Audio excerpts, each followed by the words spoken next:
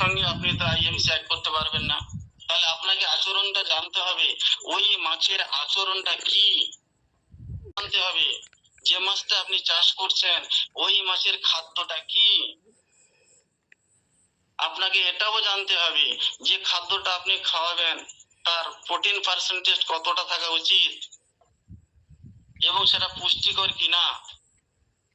তাহলে এগুলো কি আমাদের সতর্কবাণীর মধ্যে পড়ে না ভাই?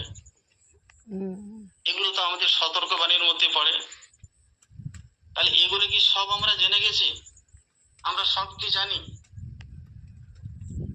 এই জন্য আজকের যেটা কথা ছিল যে চাষিদের নিয়ে কিছু সতর্ক বার্তা, এই সতর্ক বার্তার মধ্যে এইগুলো বিশেষ করে আমাদের ধ্যান ধারণা থাকতে হবে।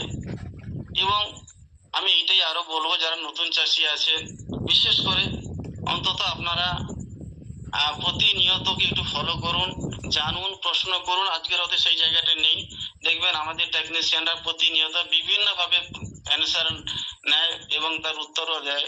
সেইভাবে আপনার সেশনে জুড়ুন, আপনারা প্রতিনিয়ত বুঝতে পারবেন যে মাছ চাষের মধ্যে কি জিনিসটা আছে। আমি বলছি না